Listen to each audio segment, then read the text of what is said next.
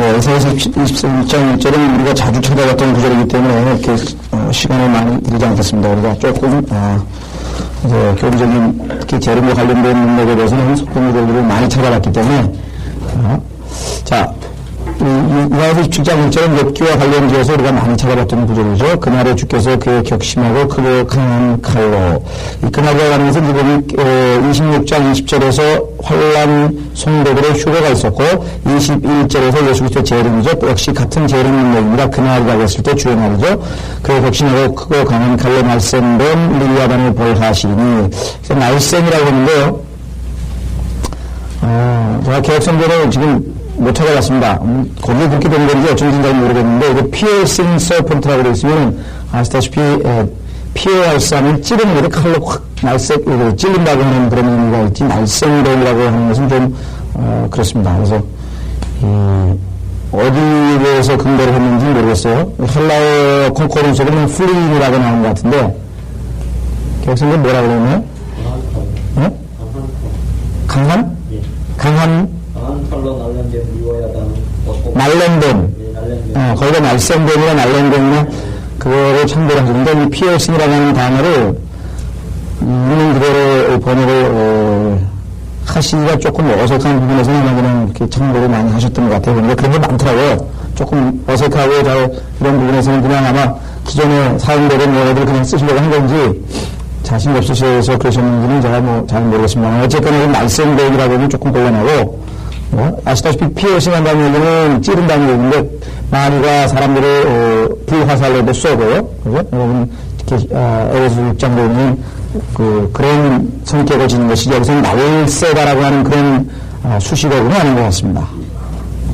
자, 그래서 강한 칼로 날쌘뱀에서 좀 우리가 참고를 해준, 나중에 어떤 말로 고쳐야 될지는 우리가 지금 당장 결정할 수 있는 것 같고요. 그렇게 참조로 아시고, 리비아단을 벌하시니 즉 꼬부라진 뱀 리비아단이라고 했군요. 그래서 계시록 죄송합니다. 엽기 41장에 나오는 리비아단이라고 하는 그 존재가 알고 보니까 날쌘 뱀이요, 그 다음에 여기 나오는 용이라고 하는 사실, 그래서 그것이 마귀에 대한 가장 적나라한 묘사, 한 장 전체를, 엽기 41장 한 장 전체를 하나님께서 이 리비아단이 누군가에 대해서 밝혀놓고 있습니다. 그래서 우리가 참 안타까운 것은 원래 성경에서는 예수 그리스도에 대해서 가장 많은 부분이 할애가 되어 있고, 그 다음에 예수 그리스도를 흉내내는 적 그리스도, 또 마귀에 대해서 상당히 많은 부분이 할애가 되어 있는데, 아주 교묘한 방식으로 해서 이 마귀가 이 빛난 정말 천사처럼 사람들을 속이고 있다는 것이죠. 성경에서 무려 18명의 인물이 카인부터 시작해가지고 18명의 인물이 마귀를 예표하고 있습니다. 느부갓네살도 그렇고 파라오도 그렇고 산헤립도 그렇고 나중에 시저도 그렇고 계속해서 예표하고 있는 인물이 무려 18명이나 된다. 그럼에도 불구하고 사람들이 예수 그리스도와 적 그리스도를 혼동하고 있다는 것이죠.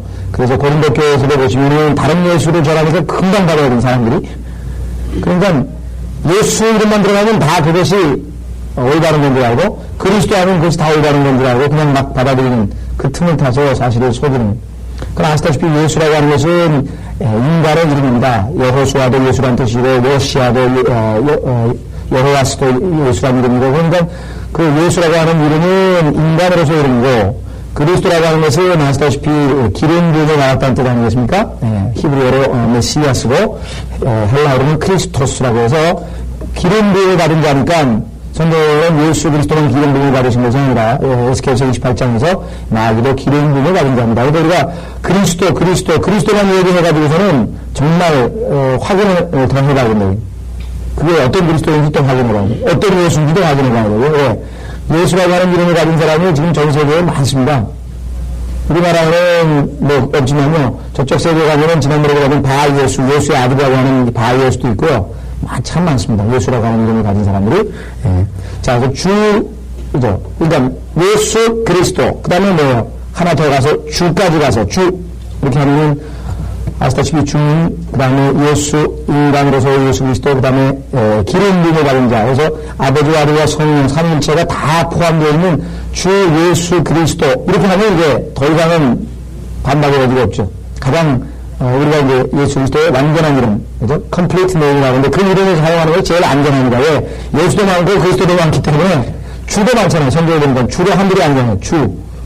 주도 많다고 LORDS 많다고 마귀도 많다고 고린도전서에 말하잖아요. 근데 우리가 그 문제에 있어서도 그냥 그리스도인데 이 사람들 거기는 그리스도인인가 보다 여기를 딱 가보면 뭐 아니라는 한참 얘기해보면 이상해. 하나님을 나중에 보면 이상한 하나님, 이상한 그리스도, 이상한 예수가 있고 뭐냐면 심지어는 어느 만큼 그리스도인들이 어디서 보면요 비틀즈의 멤버죠. 존 레논인가요? 이건 뭐 비틀즈인지 존 레논인지 약간 독창을 했는지 같이 불렀는지 몰라도 저는 뭐 이 팝송은 잘 모르는데 약간 유명하다고 그 노래가 My Sweet Lord라는 노래가 있었대요. My Sweet Lord. 나의 달콤한 주님. 그러니까 그 노래를 비틀즈가 부르니까 사람들이 저 사람 구원받았나 보다 말이지. 그렇잖아요. 주님이란 말씀이 반가워가지고 알고 보니까 그 주가 누구냐. 맨 끝에 노래 끝 가사에 나온대요. 그게 나의 주, My Sweet Lord, Krishna. 인도에 무슨 성자 이러면 그러니까 주라 그래가지고 전부가 이런 주야 그 주에 감찰하고 막 기도하고 난리치면 그것도 똑같은 주인 줄 아는데 안 돼요. 주도 많고 그리스도도 많고 예수도 많고. 자, 그래서 루비 아담에 대해서 정체를 우리가 정확하게 파악을 해야 되는데 문제는 이 루비 아담은 뭐라고 하더라? 하여간 아가라 그런 사람도 있고 홍목이라는 사람도 있고 뭐라고 하는 사람도 있고 하여간 여러 가지 갈립니다. 이 마귀가 누군지 그러나 이사야서 27장 1절만 찾아봤어도 정체가 금방 드러나는 것을 우리가 확인해 볼 수가 있습니다. 그날에 너희는 그녀에게 노래하기로 불린 포도주의 포도원이라 하라. 이 그녀가 누군지 지금 문맥에서 지금 정확하게 나와 있지 않습니다. 자, 그 다음에 3절에 나 주가 그것을 지키리라. 내가 내 순간마다 너를 주며 밤낮으로 그것을 지켜 아무도 상하지 않게 하리라. 긍정적인 메시지가 나와 있죠. 그러니까 이제 천년명한 메시지인 것 같은데요. 4절에 격부른 머리 없나니 싸움에서 누가 나를 대적하여 찔레들과 가시들을 쌓아두려 내가 그것들을 통과하고 내가 그것을 모아 불사르리라.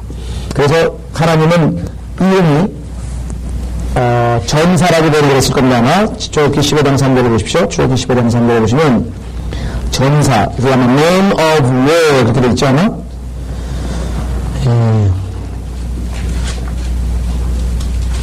출애굽기 15장 몇 절입니까? Man of War. 네, 3절 맞군요. 자, 주는 전사시요, 주는 그분의 이름이로다. The Lord is a man of war. 그러죠? 예. 전쟁의 사람. 전쟁에 능하신 분. 그래서, 신약에서도 예수 그리스도를 선생님 뭐라고 하냐면 군대 영어를 썼습니다. Captain of our salvation 하잖아요. 우리 구원의 대장이라고. 우리 구원의 대장. 예. 그래서 여기 보시면 누가 싸움에서 누가 나를 대적하여 찔러들고 가시들을 쌓아두려. 하나님 앞에 대적해서 이기주는 사람은 없고요. 또 바울도 그보다 강한 자가 어디 있느냐고 성경에서 누차 얘기를 했습니다. 자, 그렇지 않으면 나와 더불어 화친을 맺도록 그로 나의 힘을 붙들게 하라. 그러면 그가 나와 더불어 화친을 맺으리라. 하나님과 대적하는 게 아니라 반대로 하나님과 화친을 맺는 것이 가장 좋은 방식이죠. 방법입니다. 시편에서도 이와 비슷한 표현을 하고 있는데 시편 보시면은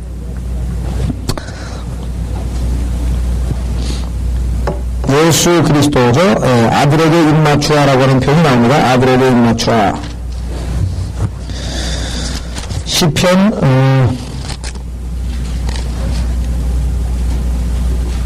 2장 12절에 보시면은 시편 2장 12절에 보시면은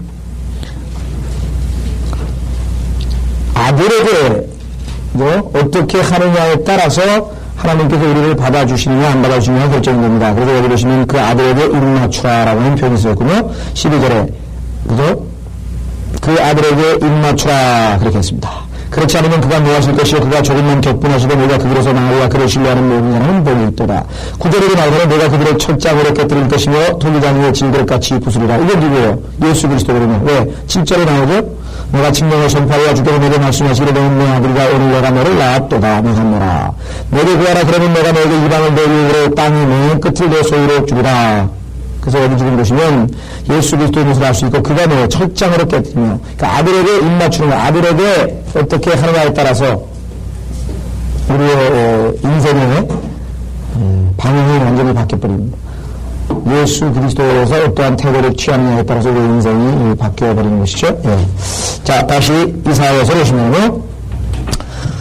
6절 그가 야곱에서 나온 자들로 뿌리 받게 하시니 이스라엘은 꽃이 피고 싹이 나서 열매로 세상의 지면을 채우라. 천년왕국이 확연하죠. 예.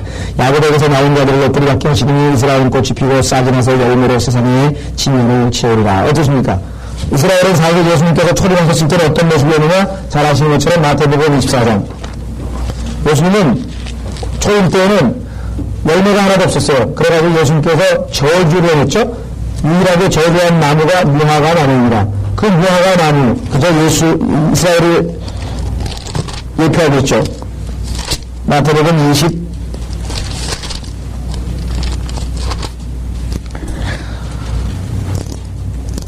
21장 19절.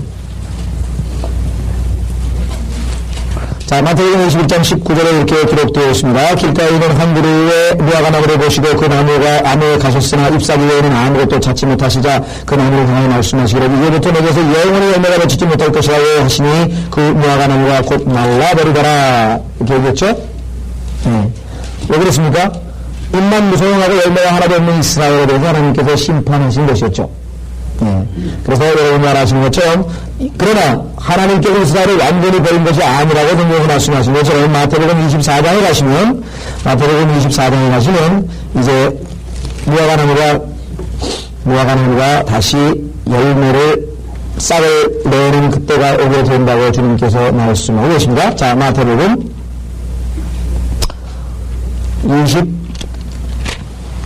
24장이죠. 무화과나무 어디라 그래요? 예?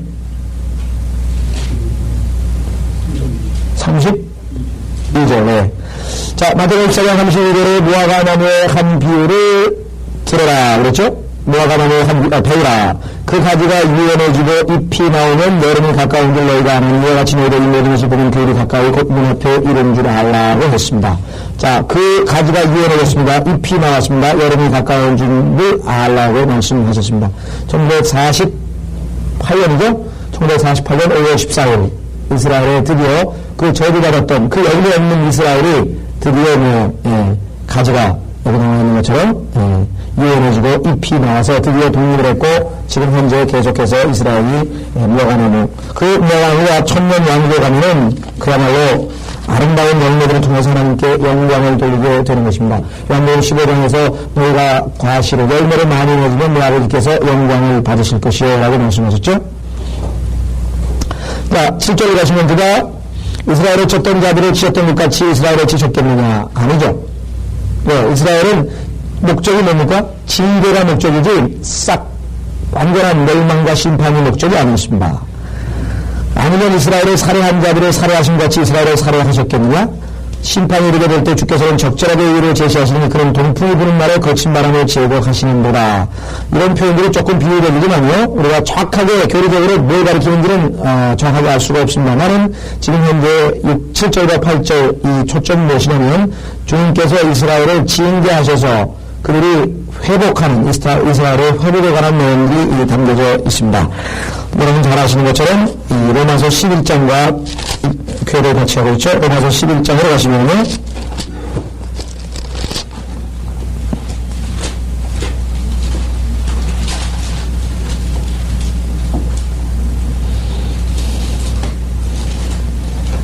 자, 로마서 11장에 보시면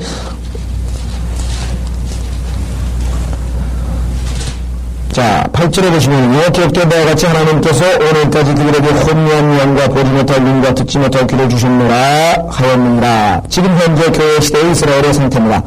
교회 시대의 이스라엘의 상태는 그들에게 혼미한 영과 보지 못할 눈과 듣지 못할 귀를 주셔서 도대체 지금 현재 그들의 메시아가 누구인지도 지금 모르고 있는 상황이죠. 또 다르시 말하기를 그들의 식탁이 그들에게 얼미와 덫과 거친 목과 보행이 되게 하시고 그들의 눈이 어두워져서 보지 못하게 하시고 그들의 등이 항상 굽혀지게 하소서 하였느니라. 이 기도가 그들의 분당이 되어서 이스라엘 백성들 예수 그리스도를 거부하고 시절의 왕으로 택했다. 우리에게는 시절밖에 왕이 없다고 택했던 그 이스라엘 백성들이 하나님의 인도하심을 받지 못하고 하나님께서는 마태복음 13장에서 여러분 아시는 것처럼 숨어버리셨다고. 마태복음 13장 기억나세요?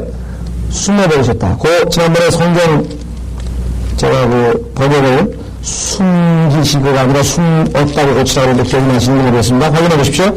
마태복음 13장. 마태복음 13장에 보시면요, 44절. 마태복음 13장 44절에 보시면 그 유명한 천국의 비유인데, 밭에 숨겨진 보물과 같으니 어떤 사람이 그것을 찾으면 다시 숨겨두고 그 기쁨으로 가서 자기의 모든 소유를 팔아 그 밭을 사느니라. 44절도 그렇고 45절은 진주인데요. 여기도 보시면은요, 사람들이 어떻게 지금 이걸 해석을 합니까? 여러분들은 아마 제대로 배우셔서 그렇게 정확하게 성경을 해석하고 계시지만, 문제는 지금 바깥에서 여러분들 주변에 있는 그리스도인들은 이걸 어떻게 해석하면 거꾸로 해석을 하고 있다는 것이에요. 즉, 어떻게 해석하냐면요, 44절, 천국은 밭에 숨겨진 보물과 같으니 어떤 사람이 그것을 찾으면 다시 숨겨둔 기쁨으로 가서 자기의 모든 소유를 팔아 그 밭을 사느니라. 그러니까 여기서는 사람이 누굽니까? 사실은 예수 그리스도입니다. 그리고 보물은 이스라엘입니다. 45절의 상위는 예수 그리스도고 진주는 교회, 예수, 몸된 교회를 얘기합니다. 유기체니까. 보석 중에서 유일하게 유기체는 진주뿐인데요. 문제는 어떻게 해석하느냐? 우리의 해석은 어떤 사람이 가는데요. 여기는 어떤 사람이 천국을 사는데 자기의 소유를 다 팔아서 그 밭을 산다고. 그러니까 구원에 오려면 모든 것을 다 버리고 예수님을 쫓아야 된다. 이런 식으로 해석해서 마치 거꾸로 해석을 했거든요. 진주도 마찬가지입니다. 하늘나라를 위해서는 우리의 모든 것을 다 포기하고 보물과 진주에 싹 포기하고 마치 우리가 보물도 사고 우리가 상으로 사는 것처럼 이렇게 해석을 한다는 것이죠. 그럼 뭐 전부 다 행위병이 돼버리죠? 여러분들 지금 그 사고방식들은 전부 다 지난번에 말씀드린 것처럼 겨자 시비도 그렇고 그 다음에 누룩이라고 하는 누룩 비유도 그렇고 지금 전부 다 주객이 전도되게 거꾸로 해석을 하고요. 마찬가지예요. 여기서도 그렇게 해석을 합니다. 그게 아니죠. 예수님께서 사셨죠? 예수님께서 빚값으로 치르고 사신 것이지 우리가 산 게 아닙니다. 자, 마찬가지로 여기 보시면은 그 단어, 거기 초점은 그게 아니고 어떤 사람이 그것을 찾으면 다시 숨겨두고가 아닌다. 목적이 안 나와 있어요. 보세요.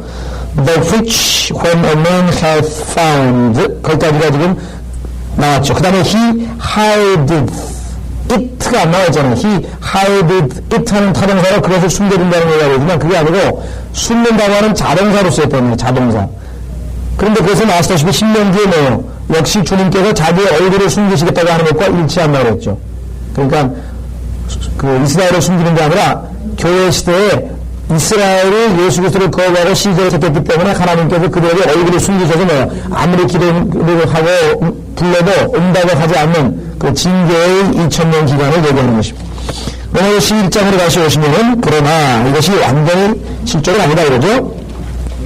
11절, 로마서 11장 11절 보시면 그는 내가 말하노니 그들이 실족함으로 넘어졌느냐 결코 그럴 수 없느니라 이렇게 얘기했습니다. 결코 그럴 수 없느니라.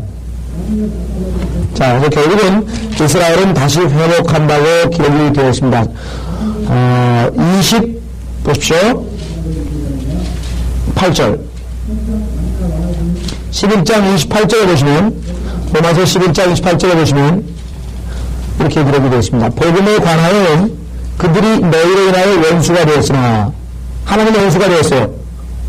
복음을 전하는 바울까지 핍박하고 막 못 전하게 하고, 그러나 선택에 있어서는 그들의 조상으로 위하여 사랑을 받는 자들이야. 그렇죠?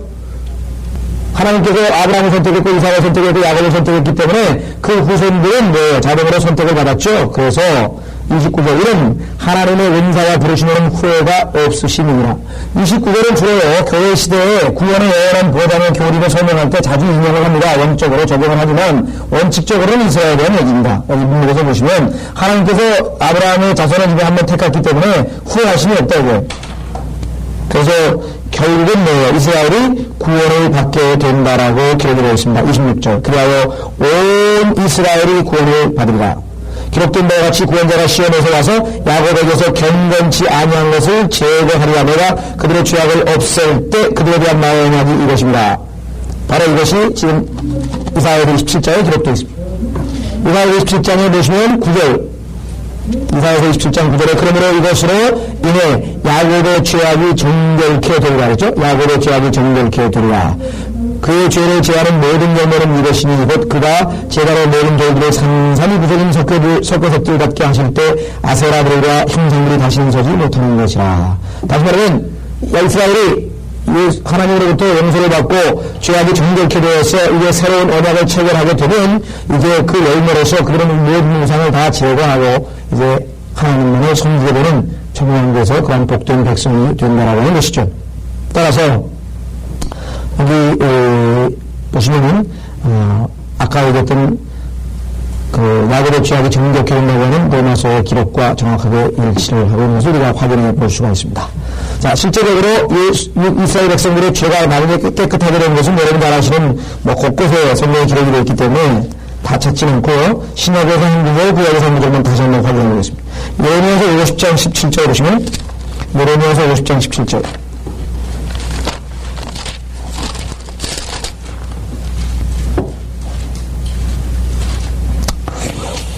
예레미야 50장 17절부터 19절까지 환란 때 이스라엘 백성에 대한 심판입니다. 이스라엘의 흩어진 양이라 사자들이 그를 몰아내는도다. 사자 보는 사자와 같이 연관이 있죠. 처음에는 아시리아 왕이 그를 삼켰고 마지막에는 바빌론의 느부갓네살 왕이 그의 뼈를 꺾었도다. 그러므로 만군의 주 이스라엘의 하나님이 같이 말하노라. 내가 아시리아 왕을 벌한 것 같이 내가 바빌론과 그의 땅을 벌하리라. 또 내가 이스라엘을 그의 초소로 다시 데려오리니. 그렇습니다. 회복입니다. 그가 갈멜과 바산에서 먹을 것이며 그의 혼이 에프라임과 길르앗산에서 만족하게 되리라. 20절 주가 말하노라. 그날 너희가 그때 이스라엘의 죄악을 찾아도 아무것도 없을 것이며. 이사야서하고 똑같죠? 정결케 하셨기 때문에 유다의 죄들을 찾아도 발견되지 않으려니 이는 내가 남겨놓은 그들을 내가 용서할 것이니라고 기록이 되어 있습니다. 이 기록이 신약 성경 히브리서 8장에 기록되어 있습니다. 히브리서 8장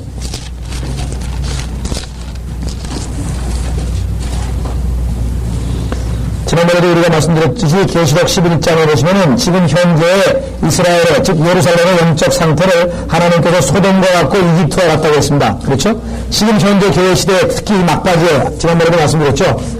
이스라엘의 지금 도덕적인 타락이 미국에 못지 않을 정도입니다. 어마어마하게 지금 타락이 이스라엘의 지금 그냥 저는 보면은요 관광객들도 막 모여가지고 샬롬이라고 하는 인간만은 사실 성경에서 예수 그리스도께서 우리에게 주신 평안이네요.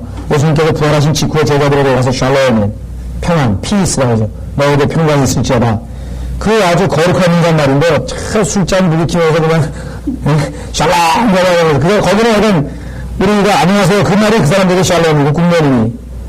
그러니까 성경에서 샬롬이라고 하는 거 지금 이스라엘 사람들이 써먹는 샬롬을 완전히 이 사람들은 왜 샬롬을 하는 우리도 똑같잖아요. 옛날에 우리 사람들 맨날 잘못하면 굶고 자고 그 다음에 무슨 아프고 이런 일이 하도 많으니까 살기 힘들 때 오는 거 아침에 일어나면 샬롬이지 우리도 평안하고 안녕하시면 여기는 벽이란 얘기거든요. 이스라엘 백성도 마찬가지예요. 항상 전쟁이 시달리고 언제 전쟁이 터지고 모르니까 그런 의미에서 사람들은 샬롬 하지만 사실은 성경에서 샬롬이란 단어는 하나님 예수 그리스도로 말미암아 하나님과 화목함을 누릴 때 누리는 평안을 얘기할 때 쓰는 표현이죠. 자, 히브리서 8장을 보시면 히브리서 8장을 오늘날 아시다시피 근본주의자와 우리 보수주의자라고 하는 사람들은 히브리서 8장을 오해하고 있습니다. 이 8장에 나와 있는 내용은 아시다시피 신약 소말하면 새로운 유언 예수 그리스도께서 하신 뉴 테스트먼트가 아닙니다. 여기서 얘기하는 것은 이스라엘 백성이 회복됐을 때 천년 왕국 시작과 더불어서 맺게 된 그 새 언약을 얘기합니다. 그리고 여기 분명하게 이렇게 기록이 되어 있죠. 8절 그들에게 허물을 발견하여 그가 말씀하시기를 보라 그날들이 오리라 주가 말하노라 내가 이스라엘과 유다 집과 더불어 새 언약을 맺으리라. 그것은 내가 그들의 조상의 손에다가 이집트 땅에서 인도하여 먹은 날에 그들과 세운 언약과 같이 하려 하리니 구약이죠. 왜? 지키지가 못했으니까 다 어겼기 때문에 하나님께서 그걸 가지고는 이스라엘을 구원할 수 없고 그래서 이는 그들이 내 언약 속에 머물러 있지 아니하므로 내가 그들을 돌아보지 아니했습니다. 주가 말하노라 그날들 이후에 내가 이스라엘 집과 세울 언약을 이루었이라. 내가 주가 말하노라 내가 내 율법들을 그들의 생각에 들여 그들의 마음에 그것들을 기록하리라. 두 번째 천년왕국 때 이스라엘 백성과 하나님과 맺는 언약은 이번에는 돌판에다가 쓴 그런 언약이 아닙니다. 마음판에다가 쓰는 언약입니다. 마음판에 많은 그에게 하나님께서 그들은 내게 백성들이다. 그들이 자기 외신한 형제에게 이리이리 가르쳐 주를 알라고 하지 않으니 이는 그들이 가장 작은 데로부터 큰 데 이르기까지 다 나를 알게 될 것이기 때문이라. 따라서 이것을 교회 시대에 적용한다면 복음도 전하고 말란 소리가 되기 때문에 정말 우리가 이 세대주의에 의해서 성경을 올바로 나누지 않으면 이 구절도 억지로 교회 시대에다가 어떻게든지 껴맞추지 않고서는 안 되거든요. 그럼 이게 어떻게 하는 거야? 어떻게 해서 그래 지금? 다 알아야죠. 지금 주민을 다 알고 있는 거고요. 그럼 복음 전할 필요도 없다는 얘기인데. 그렇죠. 그래서 이게 성경을 제 시대에다가 딱딱 맞춰서 적용 안 하면은 생기는 그 오류가 되는 것이 그걸로 인해서 성경을 읽다가 고민하는 사람이라면 그 올바로 나누는 방법을 배우는 순간 그냥 그야말로 눈이 번쩍 뜨이고 해결이 다 되는 건데요. 근데 아직도 이 해결책을 제시해도 아직 못 알아본 사람들이 여전히 있습니다. 이런 문제를 어떻게 해결하는지 좀 이해가 안 가요. 그죠? 그래가지고 그 사람들은 12절만 갖다가 싹 해요. 내가 그들의 불의에 대해 다리를 베풀며 그들의 죄들을 베풀 것들을 다시는 기억하지 아니할 것이라고 하셨느니라. 그래서 이것만 적용해서 9월에 운명 보장이라 갖다 써놓는 거예요. 아시다시피 앞부분부터 문맥의 전체에 보면은 지금 전체가 뭐예요? 이스라엘의 회복에 대한 얘기를 하면서 우리가 확인해 볼 수가 있습니다. 그래서 이스라엘은 반드시 회복될 것이라고 했는데 여러분들 아시다시피 이스라엘은 절대 회복되지 않을 것이라고 주장하는 그룹이 있다고요. 그것이 로마 가톨릭 교회죠. 로마 가톨릭 교회는 이스라엘은 이미 완전히 하나님의 버림을 받았기 때문에 그들에게 약속된 천국은 누구 것이냐? 가톨릭 거라고 그러죠. 그래서 가톨릭은 여러분 아시다시피 선교사를 보낼 때 그냥 보낸 게 아니라 항상 군대와 더불어 보낸 거예요. 왜냐면 킹덤의 해븐이 아니라, 가시 아니라 이 사람들은 킹덤의 해븐도, 즉 정치와 종교적인 양국을 두 개 다 차지해야 되기 때문에 선교사는 킹덤의 해븐, 가시고 영적인 사람이고 영적인 양국을 위해서 보내는 것이고 칼 가지고 군대와 동원시켜야 되는 것은 땅을 뺏어서 하나님의 천국, 하늘의 왕국이죠. 하늘의 왕국을 더 확장시키려고 하는 것이고. 그러면 지금 현재 교회 시대에다가 이 이스라엘 백성들을 완전히 다 교회 시대에 들어와서 하나님께서 완전히 버린 것으로 간주하고 더 이상 회복이 없다고 했을 때에는 그야말로 이스라엘에 관련된 모든 기록을 교회에다가 억지로 적용할 수밖에 없습니다. 여러분 아시다시피 데살로니가 전서에 보시면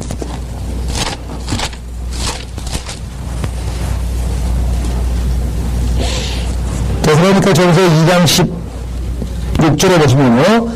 하나님께서 이스라엘 백성들에 대해서 평가하는 내용이 나와있는데 거기에 보면 오해 살만한 구절이 있습니다. 오해 살만한 구절이 한 구절이 있어요. 데살로니가 전서 2장 16절에 보면 이 구절만 딱 띄어서 읽으면 마치 이스라엘이 정말로 완전히 하나님의 심판으로 더 이상 회복이 불가능한 것 아닌가 그렇게 오해하기 쉽습니다. 그러나 실제적으로 한번 보십시다. 자, 데살로니가 전서 2장 16절에 보시니까 뭐라고 기록이 되어 있냐면요. 우리가 이방인들의 구원을 위하여 말하는 것을 금지시키므로 바울이 복음 전하는데 방해를 났죠. 항상 자신들의 죄들을 채우니 이는 그들에게 임한 진노가 극에 달하였습니다. 이 극에 달하였다고 하는 말이 uttermost인데요. 하나님께서 이스라엘 백성들을 아주 그 진노가 극에 달해서 여러분 아시다시피 완전히 자기 자신을 숨기시고 정말 히틀러에게까지 또 그 위에 아직도 남았죠. 대환란 때 적그리스도가 그에게 가할 환란은 히틀러에게 당할 환란보다 훨씬 더 큰 겁니다. 왜? 예수 그리스도께서 전에도 없었고 후에도 없으려고 하는 전무후무한 엄청난 대환란을 기다리고 있다는 말이죠. 그죠? 네. 그런 의미에서 그게 달하였다고 하는 그 표현인 거예요, 지금. 그래서 이사야서에 보세요. 이사야서 우리 오늘 보는 27절에 11절이 바로 그 구절입니다. 11절. 이사야서 27장 11절에 보시면 그 가지들이 마르면 꺾여 여인들이 와서 그것들을 불러 피우니 이는 영철이 없는 백성이니라. 그러므로 그들을 지으신 분께서 그들에게 자비를 베풀지 아니하시며 지금 얘기하는 것과 마찬가지죠. 자비를 베풀지 아니하시며 그들을 조성하신 분께서 그들에게 은총을 베풀지 아니하시리라. 교회 시대입니다. 교회 시대에 매너 하나님께서 이스라엘 백성들은요. 그야말로 어마어마한 핍박과 어마어마한 고난 가운데서도 하나님께서 개입하다 생존만 시켰지 정말 고통스러운 2000년을 보낸 문제입니다. 자, 그런데 이 데살로니가서 2장 16절에 어떻게 고쳤는가 거기 보시면 uttermost라고 하는 단어를 completely and forever 이렇게 고쳐봤더니 completely and forever 이렇게 고치면요 완전히 영원토록 하나님께서 증명한다는 얘기거든요. completely and forever 여기는 이제 소위 amplified version이라고 하는 성경이 있는데요. 그 성경은 아예 유대인들이 하나님께서 완전히 관계가 끊어졌기 때문에 모든 유태인들에게 약속된 구약의 축복 그 약속은 가톨릭 교회에 돌아왔다고 지금 가르치고 있는 것입니다. 그러나 오늘 보신 바와 마찬가지로 이사야 27장에서는 회복이 언급되어 있습니다.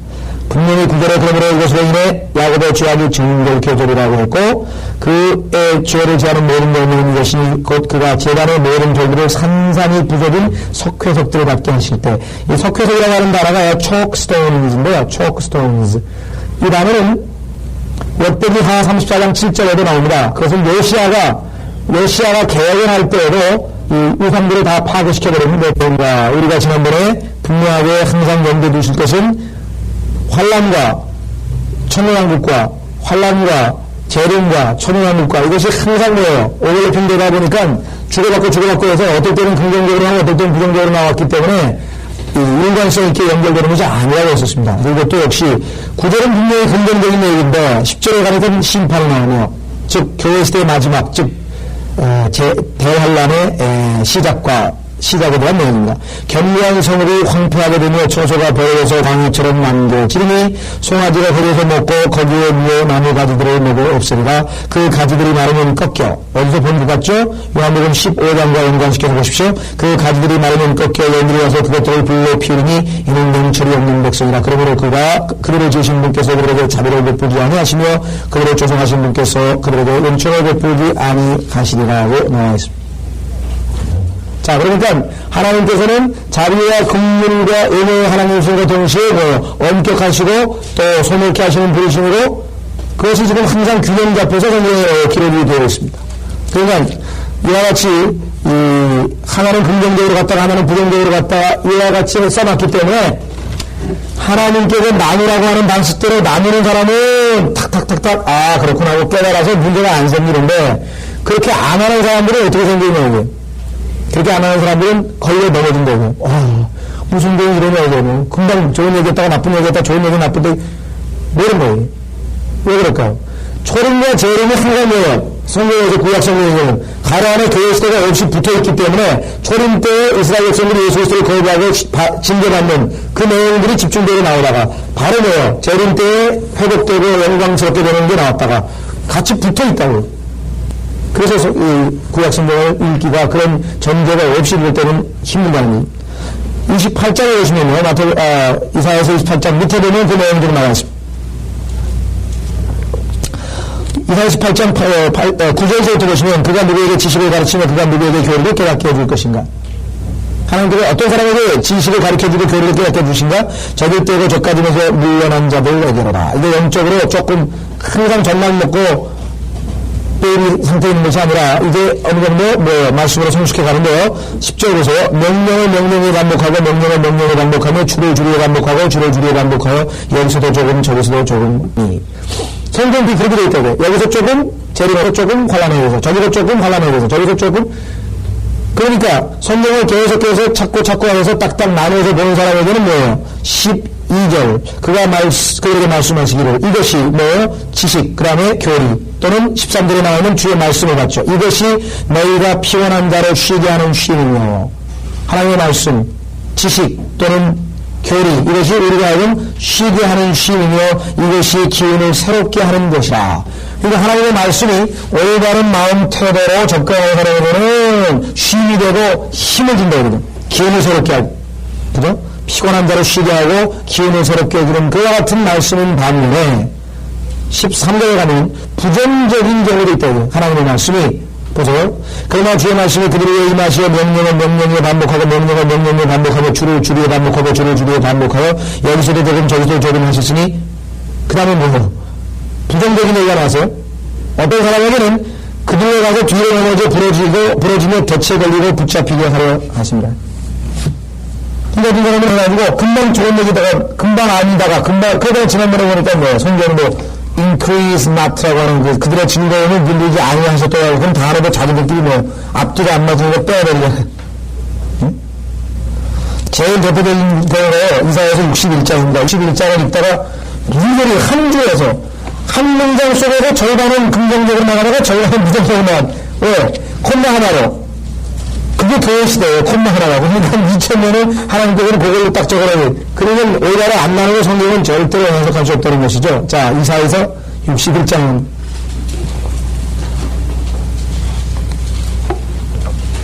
이사야서 61장은 아주 유명한 구절입니다. 왜냐하면 예수 그리스도께서 고향 나사렛에 가셔서 회당에 들어가셨어요. 저도 그게 진짜인지 가짜인지 모르겠는데 예수님이 이사야서를 탁 펼치고 오늘 여기 말씀이 너에게 임하였도다라고 했다는 그 회당에 저도 가봤는데 81년도에 스페인에서 돌아오면서 그것도 정말 감정거리 같아요. 그때는 여유가 없어서 스페인만 내가 이제 정복을 하는 거니까 스페인만 한 2달 동안 배낭여행을 해서 이제 구경하고 그 다음에 대충 어디 알아둬야 또 스페인어 가르칠 때 도움이 되니까 그래가지고 딱 구경을 했는데 갑자기 구자에 보니까 1,500불이 그냥 이상하게 들어가 있는 거. 아무리 찾아가도 어디서 와야 될 데가 없는데 내 구자에 1,500불이 들어가 있더라니까. 그래서 저는 우리 부모님이 보내셨나? 왜 보냈는데 마지막으로 이제 귀국하니까 유학한 다음에 뭐 구경하라고 하고 그런데 편지도 없고 전화도 없고 아무 연락도 없었는데 내가 1,500불이 들어가. 그래 딱 기도하고 이거 어떻게 하거나 그래 보니까 뭐 이스라엘 뭐 성지순례 뭐 이런 게 있더라고요. 그래가지고 그거를 구경을 하고 왔어요. 재밌게 구경을 하고 이제 돌아왔더니 나중에 스페인에서 편지가 왔더라고. 우리 직원이 실수로 2번 입금시켰는데 안 보내면 우리 직원이 물어내야 되는데 하면서 뭐 정부에 돌려가려고 나중에 돌려줬어요. 돌려줘서 난 이거 의도적으로 그 사람들은 실수로 2번 입금을 딱 했는데 회피를 다른 때는 안 그랬는데 그때 제가 다 돈 찾아가지고 왜냐면 이제 가야 되니까 그 사람들은 내가 한 달만 더 머물러 있어서 나를 찾았을 텐데 나는 짐 정리해가지고 하숙집 다 나와서 갔거든요. 한국에서 나보고 그 민수랑 한번 가라고 이렇게 돈을 보내셨나 보다. 자, 어쨌거나 이런 그 유명한 나사렛 회당에서 말씀하셨던 구절입니다. 61장 1절 주 하나님의 영이 내게 임하셨으니 이는 주께서 내게 기름을 부으사 온유한 자에게 기쁜 소식들을 전파하게 하셨으며 그가 나를 보내시어 마음 상한 자들을 싸매고 포로인 자들에게 자유를 갇힌 자에게 감옥이 열림을 선포하며 주의 기뻐 받으시는 해를 선포하고 그 다음에서 우리 하나님의 복수의 날을 선포하며 이게 기뻐 받으시는 해하고 복수의 날하고 같이 써있네.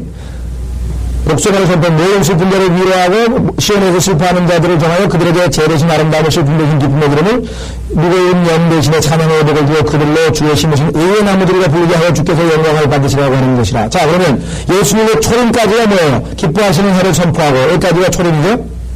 그렇죠. 그 다음에 뒷부분에 복수의 날 재림이요. 그 다음에 슬픈 자를 위로하고 천년왕국이죠. 그러니까 안 나누고 성경을 안 나누고 이제 한국어를 어떻게 해석을 해야 할 거예요?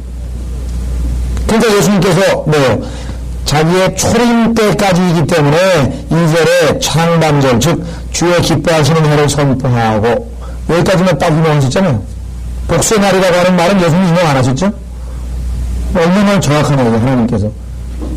그러니까 우리가 올바로 나눠서 보는 것은 아주 하나님의 성경 공부의 기본 방법이고요. 그래서 이사야서 28장 13절에 나와 있는 것처럼 그렇게 안 나눠보는 사람은 어떻게 돼요? 뒤로 넘어져 부러지고 덫에 걸리고 붙잡히고. 그러니까 성경을 안 나누어서 읽으면서 많이 읽으면 읽을수록 어떻게 돼요? 이상해요. 아예 안 읽으면 모르는 사람은 모르는데 너무 많이 읽은 사람들은요 결국은 이게 아주 정신분열인 거예요. 오히려 안 나눠가지고 읽으면서 이렇게 같은 사람에게 적용해서 읽다 보면은 결국은 망하는 겁니다. 제가 아주 잘 아시는 분이 계시는데 지금도 모르겠어요. 소망교회 장로하시는지. 우리나라 소망교회 장로라고요. 극동방송 부사장이었고 대한민국 해병대 소장 출신이요. 제가 81년도에 거듭났는데 그분의 특강을 한번 들었는데 술에 나와가지고 그때 성경을 32년 읽고 계셨어요. 아이고 정말 대한민국에도 저런 분이 다 있나 싶어가지고 임동섭 장로라고 10몇 년 만에 만났어요. 제가 극동방송에서 그때 우리 한글 킹제임 성경을 왜 번역하셨는가 하고 인터뷰 한 15분 하러 갔었잖아요. 아시는지 모르겠는데. 그때 극동방송에서 어떻게 그 PD가 알아가지고서 인터뷰를 하라고 했는데, 이소영 목사가 안 가지고 저보고 대신 나가서 이제 가서 방송을 했잖아요. 15분 동안. 거기 가서 이제 옛날에 계셨던 그분을 만난 거예요.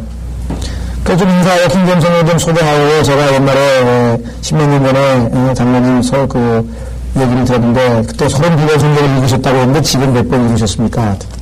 110번이거든요. 110번. 개혁 성경을. 그래서 이제 킹제임 성경을 소개를 했더니 완전히 어마어마한 이단교리를 하나 만들어가지고 저한테 주신 거예요. 만큼 써가지고 다 펼쳐가지고 또 표를 만들어가지고 성경을 너무 많이 읽었는데 안 나르고 읽어놔가지고 근데 뭐 나중에 가서는 성경 하나님의 말씀은 창세기부터 계시록까지가 아니고 예수님의 입에서 나온 말씀만 아닌 말씀이라는 거야. 그러니 그분 앞에서 뭐라고 얘기도 못하고 그래서 나중에 바빠서 가야 되겠다 그러고 그거 보니까 야 이게 성경을 하나님이 시키신 방법대로 안 만들면 어떻게 됩니까? 망가뜨리는 거예요. 저는 뭐 컴퓨터 사용도 못하지만 맥킨토시 최고의 고급 성과 갖다 놔도 매뉴얼대로 그 사용 방법 너무 망치는 겁니다. 아무리 좋은 기계도 사용 방법 모르면 망치는 거예요. 마찬가지. 그런 사람 맞죠? 그것뿐입니까? 우리 주변에 그런 사람 너무 많이 본 거예요. 성경을 너무 많이 읽었는데 안만 하고 읽어가지고 여기다 껴맞추고 저기다 껴맞추고 자기가 다 껴맞춰놨어. 근데 어디서부터 매듭을 풀어줘야 될지 모르겠다니까요. 아예 모르면은 좋은데. 저기 베드로 후서에 나왔습니다. 이게 보통 심화서 문제. 베드로 후서 보시면은 아예 모르면 모른다는 게 제일 좋은데요. 베드로 후서 3장에 보시면은요, 여기에 대한 경고가 나왔습니다. 베드로 후서 3장 15절. 베드로 3장 15절에 보시면, 베드로 후서 3장 15절. 또 우리 주의 오래 참으심이 고는 일로 생각하라. 우리의 사랑하는 형제 바울도 그가 받은 지혜대로 너희에게 그렇게 썼고, 예수 그리스도의 재림, 주의 말에 관한 얘기가 지금 베드로 후서 3장 번째가 그의 모든 편지에서도 이런 것에 관하여 말하고 있으나 그 가운데는 깨닫기 어려운 것이 들어있어 무식한 자들과 견고한 자들이 다른 성경들처럼 억지로 풀가 스스로 멸망에 이르느니라. 억지로 풀다가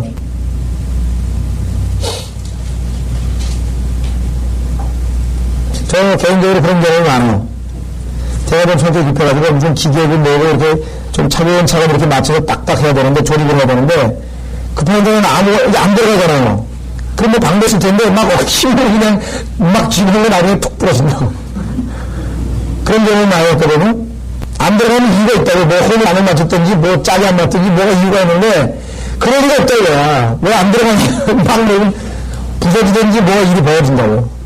기계도 보면 대충 망가뜨린 사람들 보면 전부 다 매뉴얼대로 안 하고 자기 생각대로 해가지고 그 다음에 그냥 막 해가지고 결국은 막 부서지고 막 이렇게 일이 벌어지. 성경도 마찬가지입니다.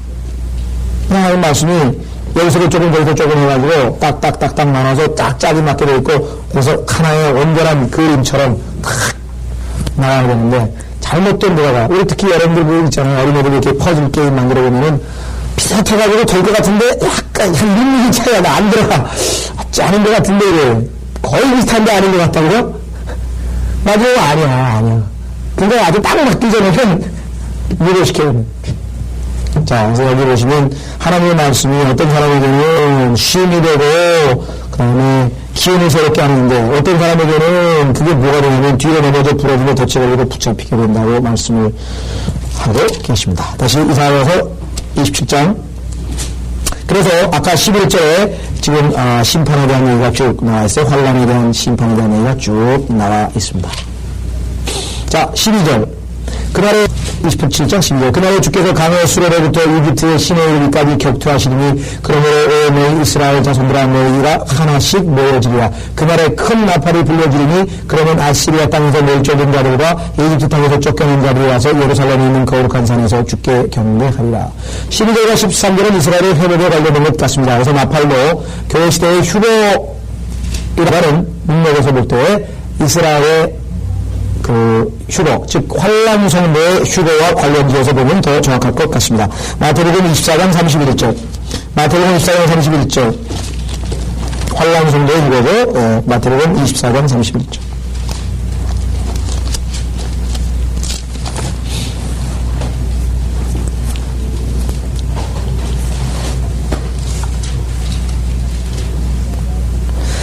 자, 마태복음 24장 29절부터 31절까지 보시면 환란 성도의 주거가 나와 있습니다. 환란 끔찍무절에 그날들의 환란 후에 즉시 해가 두어지며 달이 그 빛을 내지 않으며 별들이 하늘에서 떨어지고 또 하늘들의 권능들이 흔들릴 것이라. 그 후에 하늘에 있는 인자의 표적이 나타나리니. 그래서 이 인자의 표적, 땅에 이것이 바로 주님께서 재림 직전에 보여주는 것이죠. 이마에 하나님의 표 14만 4천 명의 그 표를 가진 사람들은 볼 수 있는 인자의 표적이 나타나니 땅의 모든 지파들이 동역할 것이며 또 그들은 인자가 권세와 큰 명으로 하늘의 골무를 타고 오는 것을 보리라. 또 주께서 큰 나팔 소리와 함께 천사들을 보내시리니, 자, 이것이 바로 이제 땅 성도들의 휴거 보내시리니 그들이 하늘 이편 끝에서 저편 끝까지 사방에서 그의 택하신 사람들을 함께 모을 것이라고 기록이 되어 있습니다. 신명기 30장 3절에 환란 성도의 휴거, 이사야서 17장 12절과 같은 구절이 나와 있습니다. 신명기 30장 3절. 그야말로 하나님 말씀이 얼마나 정확합니까? 여기서 조금, 저기서 조금, 여기서 조금, 저기서 조금. 그래서 그 성경 구절을 계속 추적하다 보면요, 그야말로 성경이 무한한 말씀인 것인데 집중이 됩니다. 이것도 추가해가지고 성경 구절을 찾아서 계속 돌다 보면은 성경을 계속 되는 여기서 이 구절 다음에 이 구절, 이 구절 다음에 이 구절, 이 구절 다음에 이 구절. 자, 신명기 30장 3절에 보시면 30장 1절부터 보세요. 내가 내 앞에 둔 복과 저주, 즉 이 모든 것이 내게 임함으로 내가 주 내 하나님께 너를 쫓아내셨던 모든 민족들 가운데서 그것들이 마음에 생각나서 주 내 하나님께 돌아와 내가 내게 명령하는 모든 것들을 너와 내 자손이 내 마음을 다하고 내 혼을 다하고 그분의 음성에 복종하면 그때는 주 내 하나님께서 내 사로잡힘을 돌이키시고 너를 긍휼히 여기시어 주 너희 하나님께서 너를 흩으셨던 모든 민족들로부터 너를 돌이켜 모으시리라. 너희 가운데 어떤 사람이 하늘 맨 끝까지 쫓겨갔을지라도 주 내 하나님께서 거기로부터 너를 모으실 것이요 또 거기서부터 그분께서 너를 데려오시리라. 주 내 하나님께서 네 조상들이 차지했던 땅으로 너를 데려오시리니 그리하면 내가 그것을 차지할 것이요 그분께서는 내게 선을 행하고 내 조상들보다 너를 더 번성케 하시리라. 이 모든 것들이 천년왕국 때의 축복이 되겠죠. 그래서 이스라엘에 대한 언급입니다. 다시 이사야서로 돌아오시면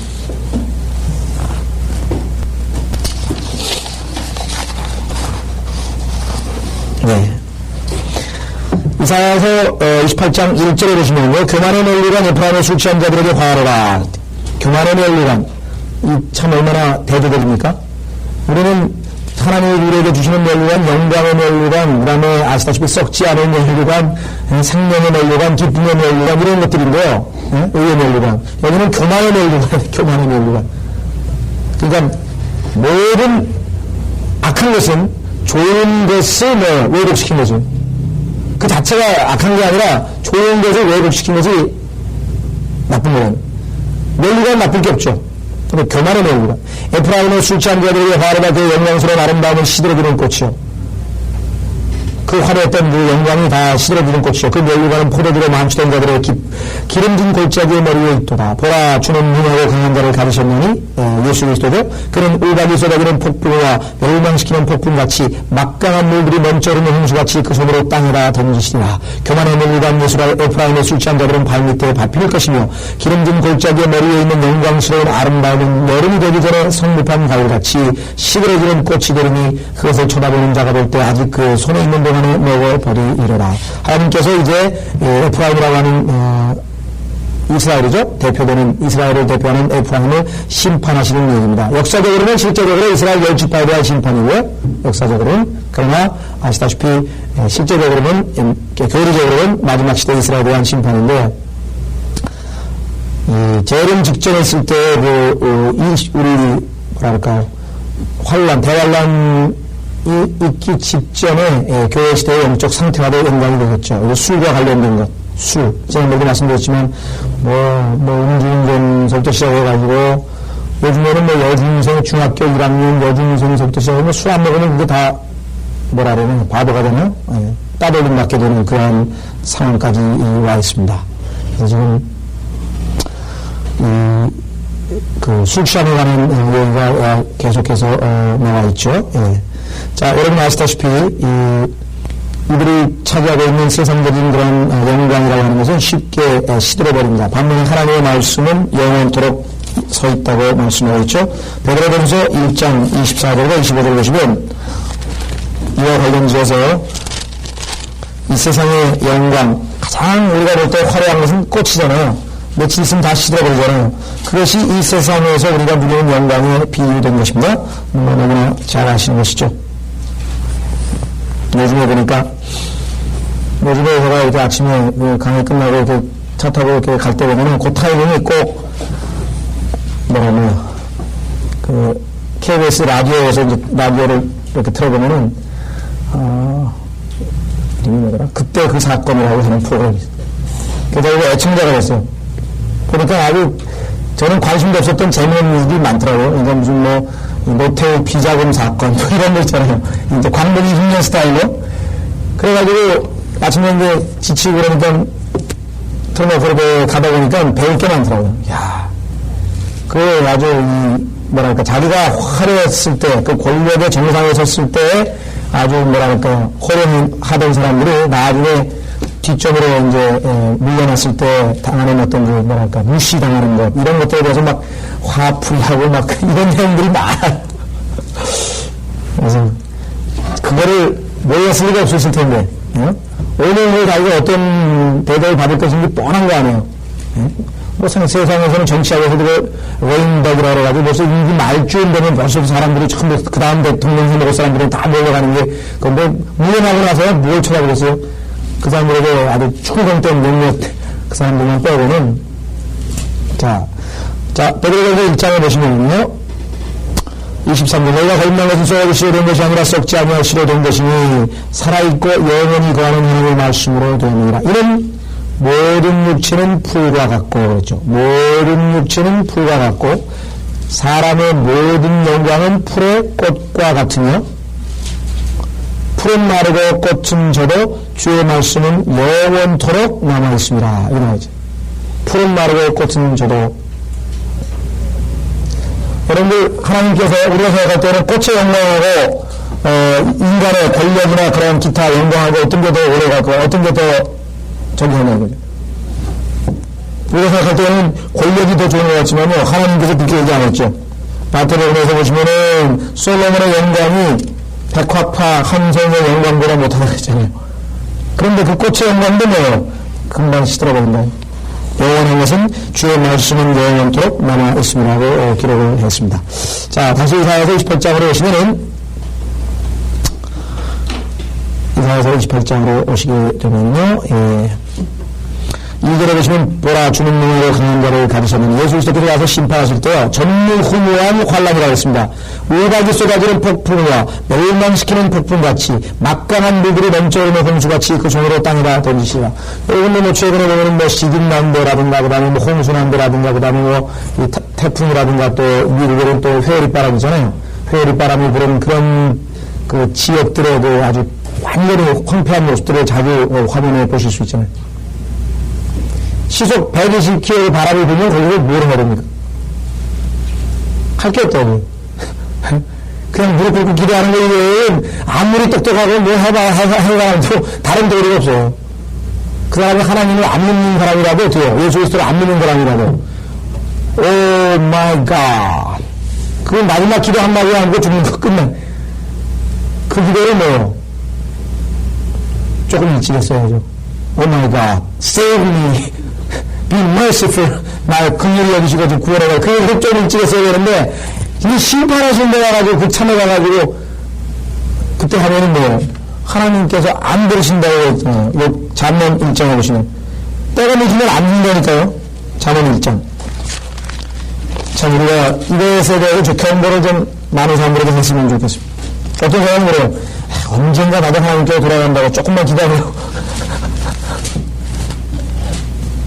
그런데요, 우리 그 천안 되시는 그분, 여러분 아시잖아요. 제가 복음방할 때마다, 나는 우리 어머니가 권사하고 우리 여삼촌이 순교자고 나는 이 선택받은 사람이기 때문에 언젠가는 돌아가게 되기 때문에 언젠가는 돌아가게 됐으니까 내가 그러더라고. 그렇게 가지고 그 여정놈이라고 잘못된 거를 가지고 자꾸 뒤를 미루더니 그나마 하나님께서 긍휼히 베푸셔가지고요. 고강암에 올라가지고 수술하고 뭐하고 올라가면 그나마 예수님을 믿고 편하게 죽었으니까 막판에 가는 거 엄청 축복했고 그걸로 인해서 그 집 장인도 구원받고 그래서 세상을 45년 동안 살 때는 박사고 뭐고 출세하고 뭐 좋았어요. 자기만 위해서 살았는데 삼성처럼 말해요. 죽을 때 죽은 사람이 살 때 죽은 사람이 선택하는 세상에서 아이고 이거 축복이네. 응? 그날은 자기도 그런다고 자기 장인도 그런다고요. 사람들에게 그리고 그거 하고 간 거예요. 하나님 앞에 가서 그날은 응? 막판에 그 자꾸 뒤를 미는 거예요. 우리 주변에도 그런 사람이 있다. 지금 누구 민영철 교수 지겹게 복음을 전하고 내가 그랬더니 야 나도 언젠간 돌아갈게 언젠간 돌아갈게 지금은 뭐 하겠다는 거야? 즐기겠다는 거죠. 근데 여기 보십시오. 잠언 1장에 잠언 1장 24절 잠언 1장 24절 내가 불렀으나 너희가 거역하였고 내가 손을 내밀었으나 아무도 들지 아니하였으며 오히려 나의 모든 조언을 무시하였고 나의 책망을 받아들이지 아니하였으므로 나도 너희가 재앙을 당할 때 비웃을 것이요. 이게 문제래 지금. 네?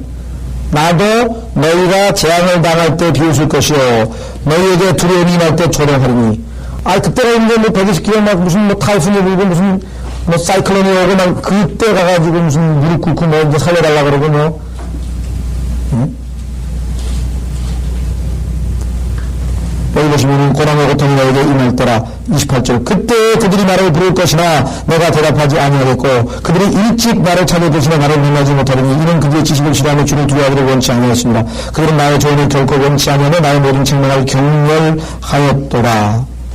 그러므로 그들은 자기들의 행위에 열매를 먹고 자신들의 계략대로 배부르리라. 우매한 자들의 돌이키는 그들을 그러니까요 복음 전할 때 고린도후서 6장 2절에 나왔잖아요. 보라 지금이 구원의 날이요 받아들여지는 때라. 하나님께서 받아주는 때가 있어요. 문 닫히면 안 열어준다고요. 응? 문 닫히면 안 열어줘요. 옛날에 우리 아버지는 좀 그래도 마음이 약하셔서 자주 열어주셨는데 우리 아버지가 하나님 말고 우리 아버지 약사 아니에요. 약사. 약국을 하면요 참 그것도 이상해요. 뭐 비법인지 모르겠는데 열쇠가 이렇게 문을 닫아놔 그러면 한 사람이 와. 샤터를 너 거의 내려가다가 배 앞에 죽겠다고 날려주고 있는데 열어준다고요. 그래도 약 준다. 닫고 샤터에서 장을 하면 또 한 사람.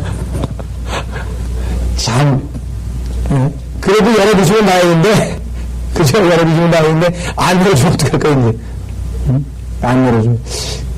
그때 나는 아유 그냥 닫고 가시죠. 왜 그러다가 30분 끝나고 열쇠를 다 잠겼잖아요.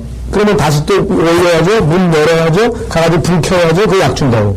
그리고 다시 또 다 하고 문을 딱 잠가요. 또 하면 술 취해가지고 뭐 소리 쓰르면 어쩌고 또 열어야 된다고. 하나님은요, 그 면에 있어서 엄격해요. 하나님이 딱 시간 되면 끝이에요. 그 다음에. 안 열어준다고. 네. 자, 다시. 그래서 이사야서로 들어가서 오늘 28장에 보시면요. 4절까지 우리가 살펴봤습니다. 4절이 다음 시간에 3절에 포함의 술 취한 자들은 발밑에 밟힐 것이며 신약 성경과 관련 구절도 좀 몇 가지 더 찾아보겠습니다. 우선 오늘은 1절과 2절까지만 봤습니다.